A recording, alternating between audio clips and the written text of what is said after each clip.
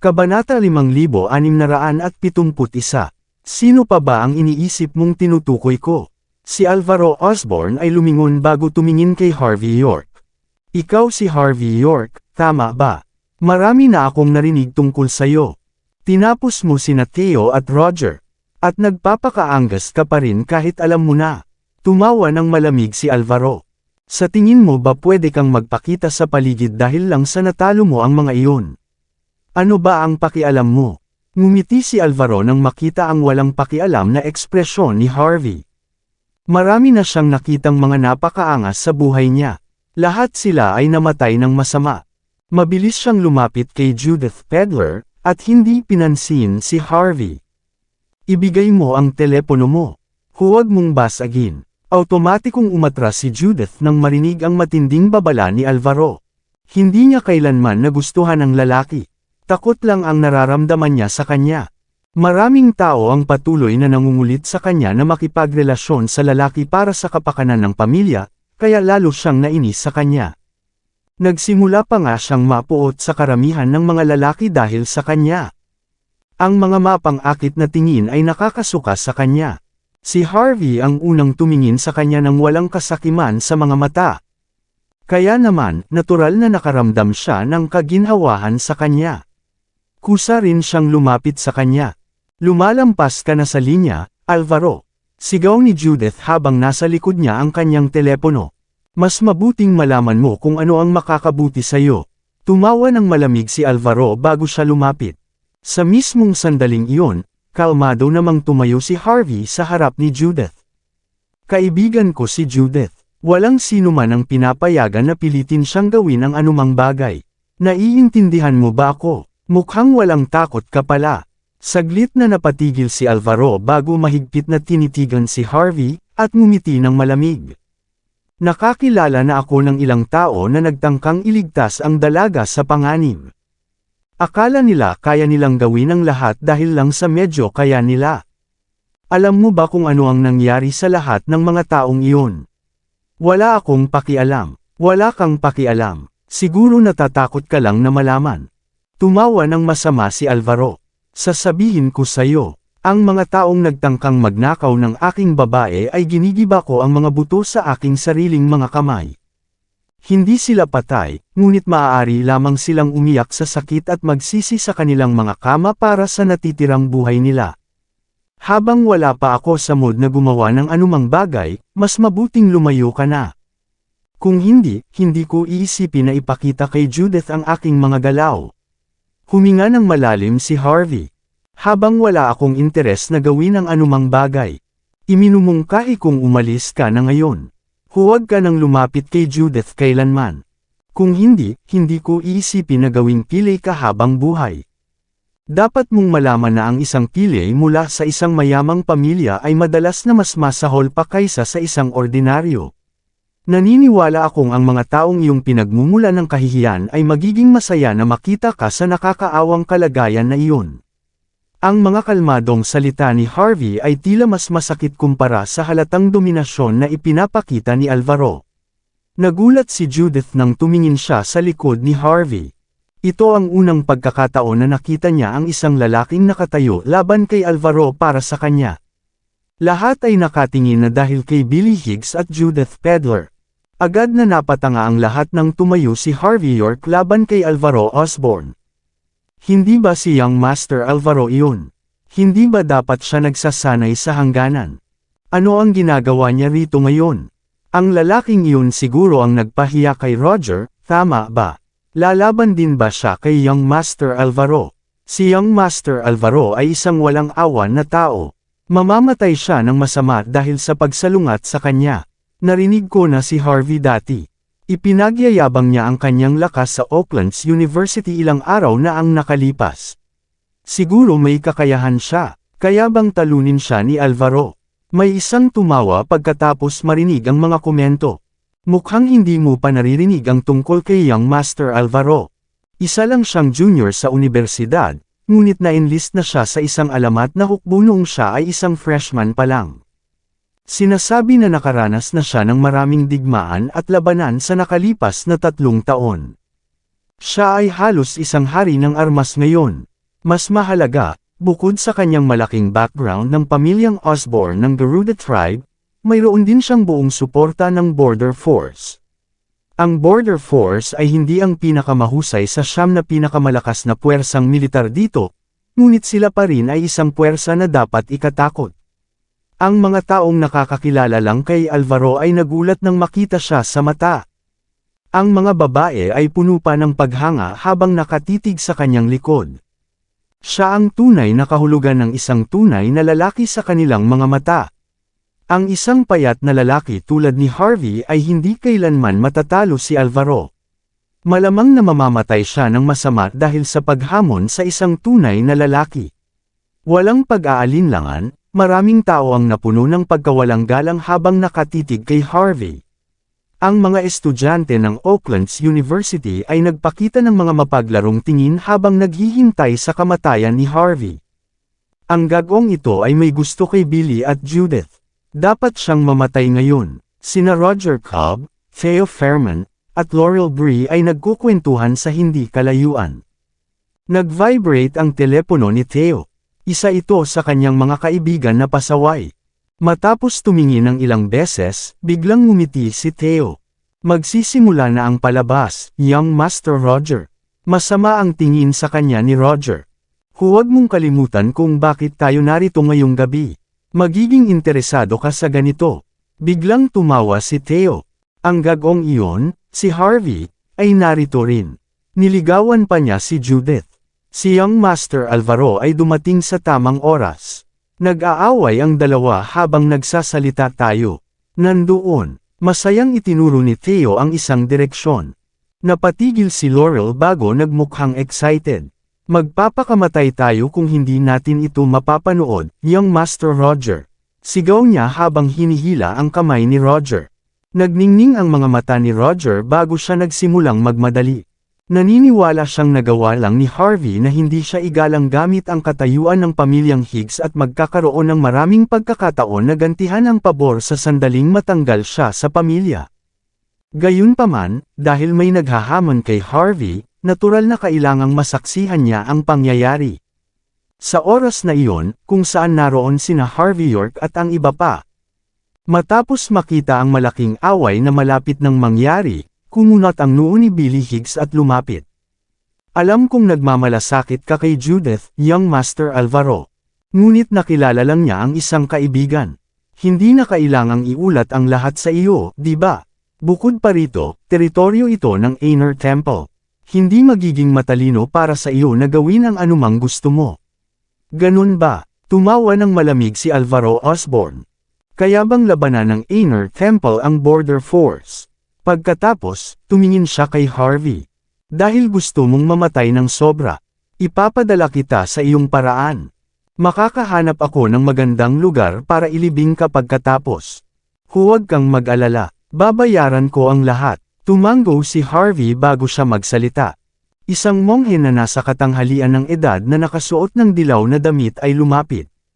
Agad na naghiwalay ang karamihan nang makita siya. Kumusta? Ang Inner Temple ay isang lugar ng katahimikan. Ayon sa mga patakaran, walang sino man ang pinapayagang magdulot ng gulo dito. Ang tao ay ang direktor ng templo, Master Gatlan. Sinasabi na mahilig siyang magpalayas ng mga demonyo noong bata pa siya. Ngunit pagkatapos, nagsimula lang siyang pamahalaan ng lugar dahil mahal niya ang kapayapaan ng tumanda na siya. Isa siyang makapangyarihang tao na may mataas na katayuan. Kasama ang katotohanang mayroon siyang suporta ng Inner Temple, kahit na ang mga tao sa itaas na antas ng lipunan ay hindi maglakas loob na salungatin siya. Magalang nang umiti si Alvaro, at naiiba ang pakikitungo niya sa lalaki kumpara sa iba. Perpektong oras, Master Gatlan. Ako si Alvaro Osborn. Dumating ako para dumalo sa auction ng Inner Temple. Hinala ko na ang lalaking nasa harap ay hindi inimbita. Natatakot akong kailangan mong harapin ang sitwasyon ng mag-isa. Napatigil si Master Gatlan bago tumango. Natural na kilala niya si Alvaro. Young Master Alvaro, matagal na mula nang dumating ka. Bakit hindi ka mag-inom ng tsaa sa aking silid mamaya? Siyempre, kalmadong ngumiti si Alvaro. Ang simpleng mga salita ni Master Gatlan ay sapat na upang gulatin ang lahat sa paligid niya. Ang mga taong kanyang inimbita para sa tsaa ay natural na lubos na iginagalang ng Inner Temple. Kalmadong lumakad si Master Gatlan sa harap ni Harvey bago siya tinitigan. Ipakita sa amin ang iyong imbitasyon. Kailangan naming kumpirmahin ang iyong pagkakakilanlan, malamig na sabi ni Master Gatlan. Kumunot ang noo ni Judith Pedler. Mayroon kang malaking katayuan, Master Gatlan, ngunit hindi na kailangang mapahiya ang mga tao sa ganitong paraan, di ba? Bakit hindi kailangang ipakita ni Alvaro ang kanyang imbitasyon, ngunit kailangang ipakita ni Harvey? Anong double standard ito? Itinuro ka na tretuhin ang lahat ng pantay-pantay. Ngumiti lang si Master Gatlan. Totoo iyon, ngunit ako ang kumakatawan sa Inner Temple ngayon. Alam ng lahat dito kung sino siyang Master Alvaro. Alam kong natanggap na niya ang kanyang imbitasyon. Walang kailangang i-verify. Sa kabilang banda, hindi ko maalala kung sino siya. Natural lang na hinihiling ko ang kanyang imbitasyon ngayon, di ba? Sa huli, ginagawa ko ito para sa lahat dito. Pagkatapos ng lahat, masama para sa mga walang pangalan na basta na lang pumasok dito. Lahat ay kusang tumango pagkatapos marinig ang pangangatwiran ni Master Gatlan. Natural, may punto siya. Ang maliit na auction ay simpleng isang pagtitipon ng mga nasa itaas na antas ng lipunan sa paligid. Karaniwan ang pinipigilan ng mga ganitong pagtitipon ang anumang mga tagalabas na makapasok. Pagkatapos ng lahat, ang auction ay magmumukhang mababa ang uri kung ang isang random na tao ay basta na lang papasok. Walang pag-aalinlangan, maraming tao ang nagpakita ng pagkawalang galang nang makita nila si Harvey York. Mukhang nagagalit si Judith Pedler tungkol doon. Master Gatlan, tiyak na may imbitasyon si Harvey para makapasok. Pagkatapos ng lahat, ang mga gwardya mo ay hindi nag-aaksaya ng oras, di ba? Tumawa ng malamig si Alvaro Osborn pagkatapos marinig ang mga salita ni Judith. Master Gatlan, ito si Harvey. Isa siyang walang pangalan mula sa Golden Sands. Sinasabi na siya ang magiging manugang na lalaki ng pamilyang Higgs. Kahit na maging manugang na lalaki siya, wala siyang karapatang dumalo sa auction, di ba? Ang mga mapaglarong tawa ay nag-echo sa lahat ng dako. Ang galing ng batang ito. Gusto niyang maging manugang na lalaki ng pamilyang Higgs, at narito siya, lumalapit kay Judith. Well, syempre. Hindi siya magiging alaga kung hindi. Kaya bang maimbitahan ang isang lalaki na tulad niya rito? Anong nakakatawa? Sinira niya ang klase ng auction. Tapos na ang batang iyon. Kahit na walang tulong niyang Master Alvaro, tiyak na papahirapan siya ni Master Gatlan. Maraming magagandang babae ang tumawa nang makita nila si Harvey. Mapapahiya sila kahit nahayaan nilang sundan sila ng isang lalaki na tulad niya. Dapat mong ipakita sa amin ang imbitasyon sa puntong ito. Nagpakita ng kalmadong ekspresyon si Master Gatlan habang malamig na nagsasalita. Kung hindi, maaari ka naming palayasin. Walang pakialam na tumingin si Harvey kay Master Gatlan. Hindi ko dala ang aking imbitasyon. Narinig ang mga tunog ng pagkawalang galang sa lahat ng dako. Paano nang ahas ang isang uod na tulad niya na magnakaw ng aking babae? Hindi ko nais na marumihan ang aking mga sapatos pagkatapos kong tapakan siya. Hindi mo dala. Ang mga auction na ginanap ni Master Gatlan ay kilala sa kanilang pagiging lihim at kaligtasan. Masisira ang kanyang reputasyon kung malaman ng mga tao na ang isang random na tao ay nakapasok sa kanyang auction. Natatakot akong nasa malaking problema si Harvey. Tinawid ni Laurel Bree ang kanyang mga braso habang nakatitig kay Harvey nang may pagkawalang galang. Mas mapapahiya si Harvey, mas magiging masaya siya. Hinimas ni Theo Fairman ang plaster ng kanyang sirang braso habang nagpakita ng masamang ngiti. Iniisip niya na makakasama siya sa amin dahil lang sa magaling siyang makipaglaban. Kahit gaano siya kagaling, maaari lang siyang maging isang gwardya sa pinakamaraming. Wala siyang magagawa kundi maglingkod sa isang taong mas makapangyarihan kaysa sa kanya. Kung wala tayo, ang mga mayayamang tao, ano pa ang silbi ng kanyang lakas? Kumunot ang noo ni Roger Cobb. Hindi niya inaasahan na ang isang sakam na tao na nakapasok sa auction ay nagawang talunin siya. Nakakahiya ito. Maraming salamat sa lahat ng sumusubaybay.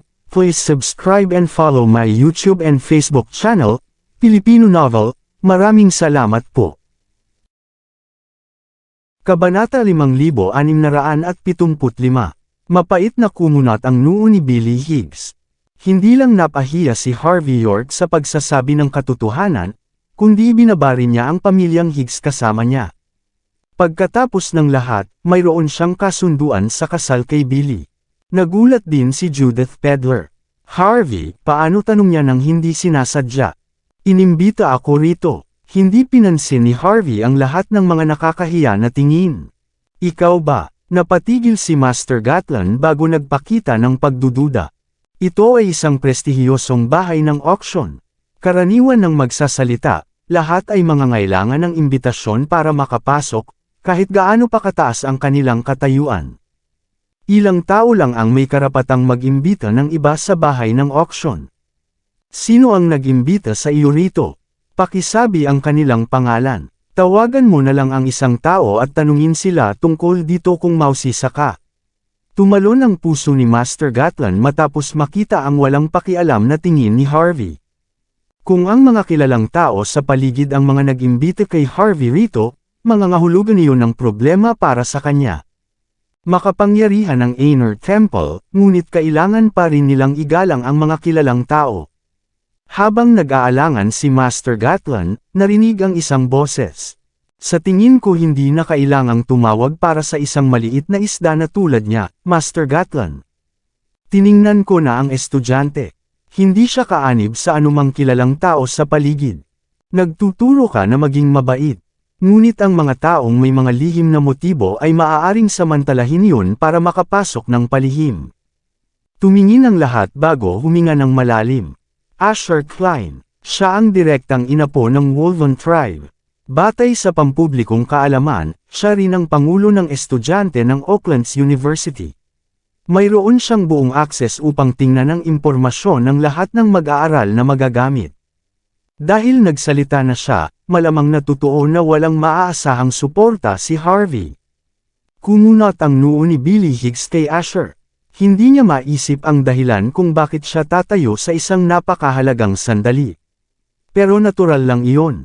Pagkatapos ng lahat, kailangan ni Harvey na harapin ang panganib na matanggal pagkatapos na palihim na pumasok sa isang auction ng ganitong uri. Kusang huminga ng palihim si Billy habang nakatingin kay Harvey. Hindi mo ba pinansin ang sinabi ko sa unibersidad? Magkaroon ng kamalayan sa sarili. Hindi ka basta-basta makakapasok sa itaas na antas ng lipunan. Walang pagkakataon ng isang walang pangalan na tulad mo na makasama kami. Iniisip ni Billy na sabihin sa kanyang ina ang lahat ng nangyari, at pagkatapos ay pilitin si Harvey na bawiin ang kanilang kasunduan sa kasal. Nakakahiya na patuloy na dalhin ang titulo pagkatapos ng lahat.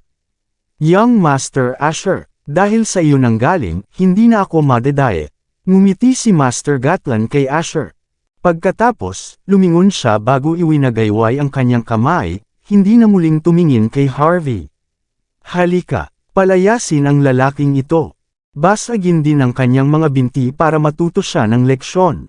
Lahat ay nagpakita ng nakakaawang ekspresyon nang tumingin kay Harvey York.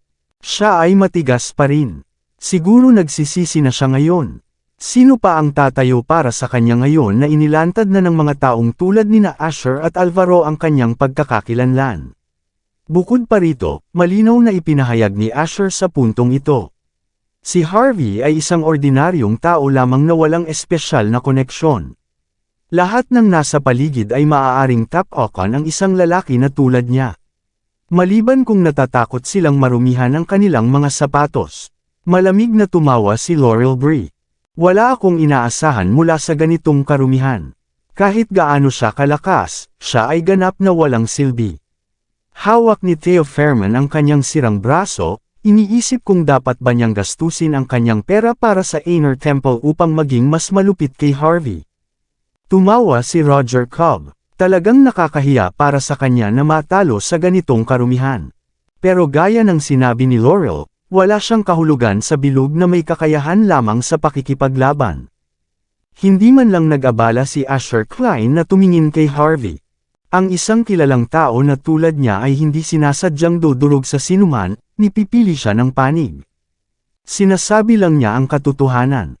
Pagkatapos ng lahat, karaniwan ang sapat iyon para patayin ang isang tao. Ang isang walang pangalan na tulad ni Harvey ay hindi karapat-dapat sa atensyon ni Asher. Lumabas sina Eliza Howell at Winston Osborne mula sa gilid bago sila tumingin kay Harvey nang may pagkawalang galang. Malinaw na wala siyang magagawa, pero ang yabang niya pa rin. Mukhang natuto na siya ng leksyon. Si Judith Pedler lang ang mukhang nag-aalala. Gusto niyang magsalita para kay Harvey ngunit wala siyang masabi. Lumapit si Alvaro Osborne sa mukha ni Harvey. Masyado kang nag-aakala sa sarili mo, bata. Nagyayabang ka lang dahil magaling kang makipaglaban. Ano ang punto? Maaari kitang mawala ng lahat sa isang salita lang. Ano pa ang magagawa mo tungkol doon? Mukhang kalmado si Harvey, para bang hindi siya ang inaalipusta. Tumawa si Alvaro matapos makita ang ekspresyon sa mukha ni Harvey. Mukhang medyo interesado siya sa lalaking nasa harap niya. Dahil gusto mong dumalo sa auction ng husto, bibigyan kita ng pagkakataon. Magpakumbaba ka sa harap ko. Makakakuha ako ng imbitasyon para sa iyo pagkatapos. Ano sa tingin mo? Napatigil ang karamihan bago sila nagsimulang tumawa. Magaling si Young Master Alvaro. Hindi lang niya balak durugan ang lalaking iyon, gusto rin niyang durugan ang kanyang espiritu. Huminga ng malalim si Harvey. Bibigyan din kita ng pagkakataon. Palalampasin kita kung luluhod ka rito. Ano sa tingin mo? Napatigil ang lahat bago nagkagulo sa pagtawa. Huminga ng malalim si Alvaro. Nagyayabang ka, Master Gatlan. Mukhang kailangan mong gawin ang karangalan pagkatapos ng lahat. Halika, basagin ang kanyang mga paa at palayasin siya. Sigaw ni Master Gatlan. Nagpakita ng mga nakakahiya na tingin ang karamihan. Kinagat ni Judith ang kanyang mga ngipin. Nagpasya siyang magmakaawa para sa awa ni Alvaro kahit na malaki ang epekto nito sa kanya.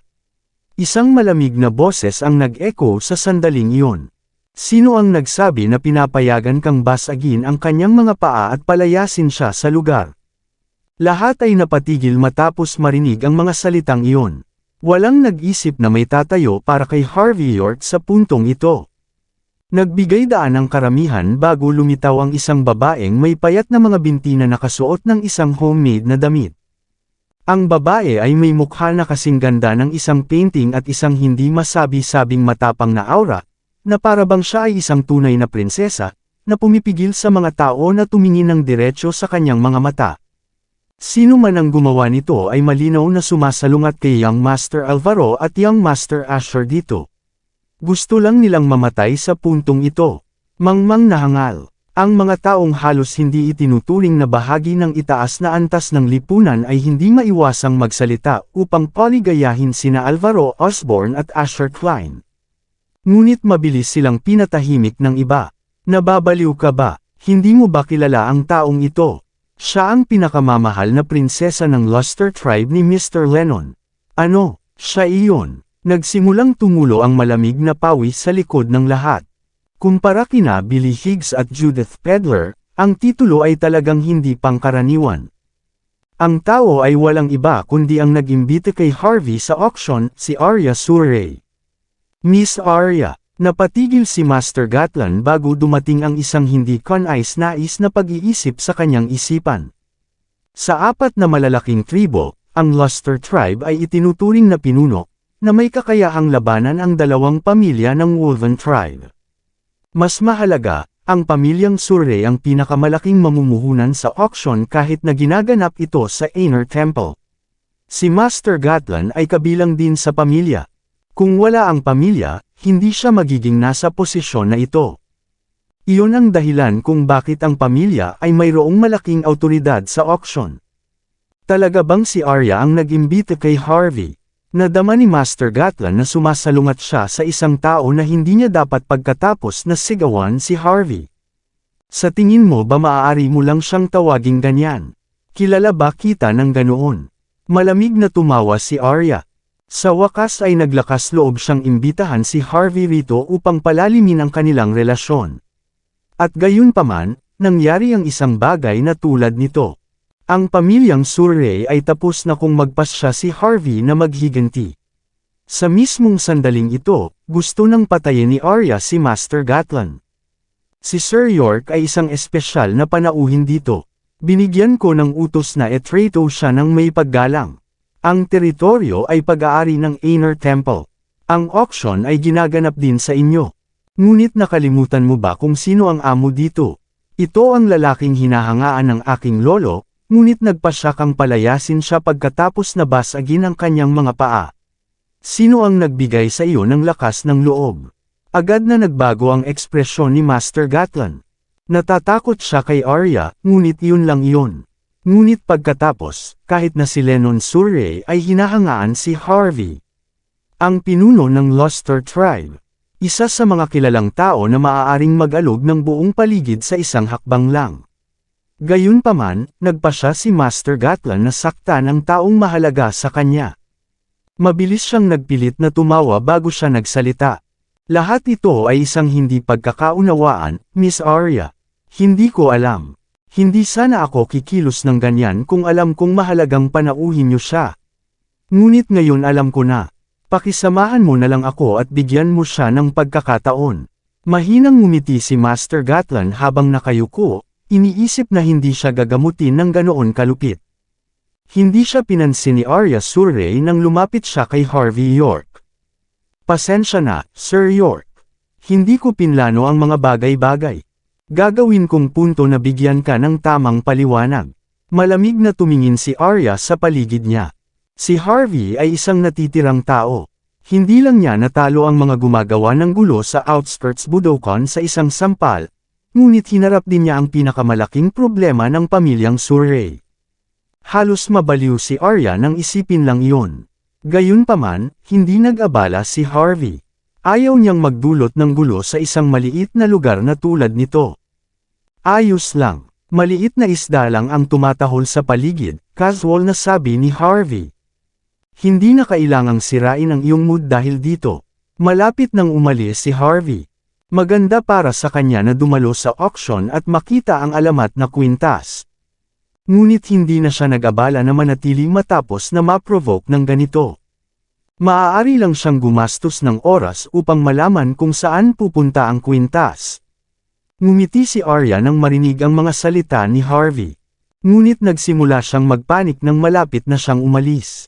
Mabilis siyang lumapit kay Master Gatlan at sinampal siya sa mukha, hindi binigyan ng pagkakataon na tumugon. Sumigaw si Master Gatlan sa sakit. Makikita ang isang pulang marka ng palad sa kanyang marangal na mukha. Miss Arya, iginagalang ko ang iyong pamilya, ngunit ako rin ay kabilang sa Inner Temple. Ikaw, sigaw niya na may gulat na ekspresyon. Sampal, sa tingin mo ba maaari mo lang siyang tawaging ganyan? Sampal, nagbabanta ka gamit ang Inner Temple. Sampal, tawagan mo sila ngayon. Tingnan mo kung handa silang protektahan ka. Sampal, sa tingin mo wala kang kinalaman sa pamilyang Surrey dahil lang sa iniwan mo ito. Sampal, kung wala ang pamilya, sa tingin mo ba makakarating ka sa kinalalagyan mo ngayon? Sa tingin mo ba kahanga-hanga ka dahil lang sa nagawa mo sa suporta ng pamilyang Surrey? Palalampasan ko sa ito, maliban kung patawarin ka ni Sir York. Dapat ka nang mamatay. Lahat ay napatigil matapos makita ang tanawin sa harap nila. Ang kilalang si Master Gatlan ay kabilang sa pamilyang Surrey. Nakarating lang siya sa ganito dahil sa pamilya. Hindi nakakagulat na mamumuhunan ang pamilya sa auction. Kung wala ito, hindi sana nangyari ang auction. At gayunpaman, nagpasya pa rin si Master Gatlan na salungatin ang mahalagang panauhin ng pamilya. Naghahanap lang siya ng kamatayan ngayon. Ang takot at pagkabalisa ay ganap na pumalit sa walang pakialam na hitsura ni Master Gatlan. Alam niya na kung wala ang suporta ng pamilyang Surrey, mawawala ang lahat sa Inner Temple.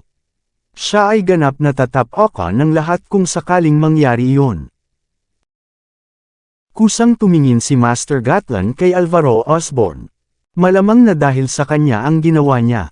Gusto lang niyang magsalita si Alvaro para sa kanya sa mismong sandaling ito. Kung hindi, kailangan niyang magmakaawa para sa awa. Patuloy ding kumukurap ang mga mata ni Alvaro. Siya ang batang Panginoon ng pamilyang Osborn at bahagi ng Border Force. Siya ay isang lalaking may malaking kapangyarihan at awtoridad. Ngunit hindi ibig sabihin na maaari niyang labanan ang pamilyang Surrey. Pagkatapos ng lahat, maraming mga batang Panginoon sa pamilyang Osborn, ngunit isang prinsesa lang sa pamilyang Surrey. Si Arya ay ang mahal na apo rin ni Lennon Surrey. Hindi alam ni Alvaro kung ano ang gagawin dahil doon. Matapos makita na magalang si Arya kay Harvey York, agad niyang naramdaman na sampalan ang kanyang sarili sa mukha. Totoo ba lahat ito? Hindi ba ako nananaginip dito? Gayunpaman, hindi lang makaupo si Alvaro sa puntong ito. Kung magpanggap siyang walang nangyari, lalo lang siyang mapapahiya. Wala siyang ibang magagawa kundi ang pilitin na ngumiti habang lumalapit. Miss Arya, tumingin si Arya kay Alvaro. Ano, talaga bang aaminin mo ang iyong sariling pagkakamali? Paano ka humihingi ng tawad kay Sir York? Lumuhad ka at basagin ang iyong sariling braso. Kumurap ang mga mata ni Alvaro. Nagbibiro ka, Miss Arya. Sir York. Nagdilim ang mukha ni Alvaro. Ginulo niya ang aking kasintahan. Iyon ang dahilan. Kasintahan. Tinapik ni Arya ang mukha ni Alvaro gamit ang kanyang makinis na palad. Ikaw ay kabilang sa direktang inapo ng iyong pamilya, ngunit hindi ka rin ang tagapagmana. Sinasamantala mo ang isang babae sa gitna ng araw, at pagkatapos ay manipulahin ang katotohanan ayon sa gusto mo. Kasintahan. Sa tingin mo ba wala akong alam tungkol sa mga nangyayari sa unibersidad? Ako ang iyong nakatatanda. Kailangan mong ipaliwanag ito sa pamilyang Surrey. Kung hindi mo kaya, kukunin ko ito mismo. Pagkatapos, naglakad si Arya sa harap ni Harvey, hindi pinansin si Alvaro. Malapit nang magsimula ang auction, Sir York. Dapat mo lang baliwalain ang mga walang pangalan na ito. Tumawa si Harvey na para bang may naisip siya. Kalimutan ang tungkol sa pagtatanong sa kanyang pamilya para sa paliwanag, Miss Arya. Hanggat hindi ginulo niyang Master Alvaro si Judith sa natitirang bahagi ng kanyang buhay. Palalampasan ko ito. Napatigil si Arya bago mahina ng ngumiti.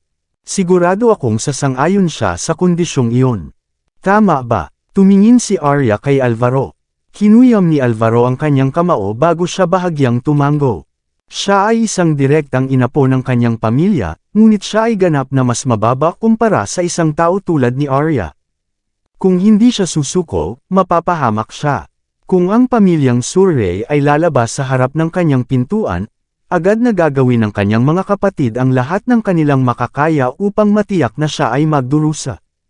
Ngumiti si Harvey kay Alvaro bago umalis. Malapit nang isuntok ni Alvaro ang kanyang kamay matapos makita ang ngiti ni Harvey.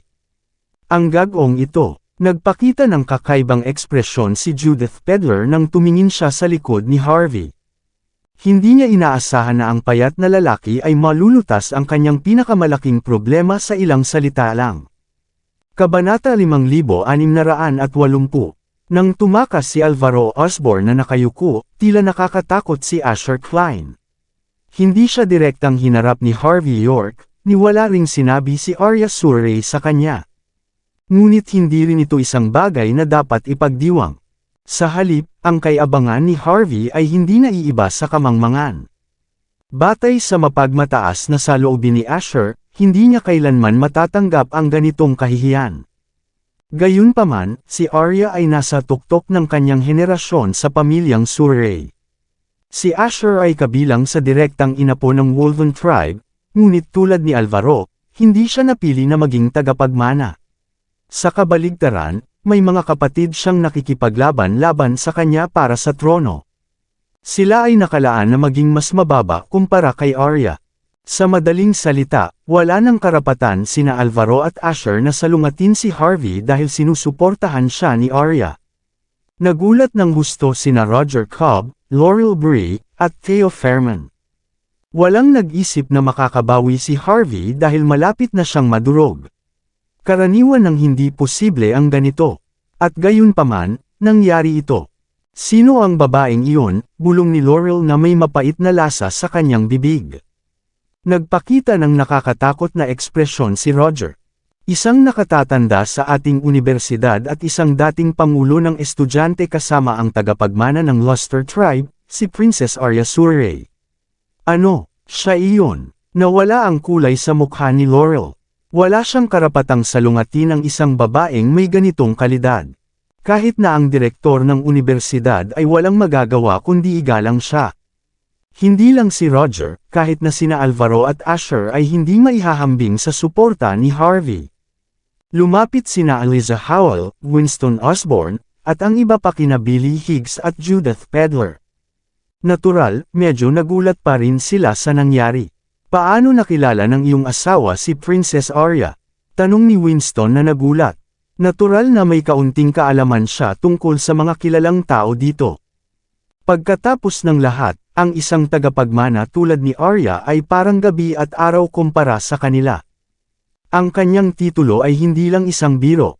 Hindi ganoon ang mga bagay, Billy. Bulong ni Eliza. Napansin mo ba, parang magalang si Princess Arya sa kanya kanina.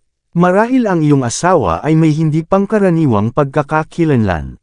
Tumingin si Judith kay Billy na naguguluhan. Sino ang lalaking nag-alis ng kanyang walang hanggang bangungot sa ilang salita lang? Tiyak na hindi lang siya isang ordinaryong tao mula sa Golden Sands. Pagkatapos ng lahat, ang isang tao na tulad niya ay hindi magkakaroon ng karapatan para sa isang prinsesa na maging interesado. Umiling si Billy nang hindi nagsasalita. Mukhang medyo kalmado siya sa labas. Ngunit nagsimulang kumabog ang kanyang puso. Mas marami siyang alam kaysa sa sinuman tungkol sa background ni Harvey. Iniisip ng iba na mayroon siyang nakatagong pagkakakilanlan, ngunit hindi naniniwala si Billy. Dahil ganoon ang kaso, isang posibilidad lang ang natitira. Harvey, ito ba ang pinagkukunan ng iyong lakas ng loob? Hindi ka lang isang matuwid na tao, gumagamit ka rin ng pagiging alaga. Nakakasuka ka.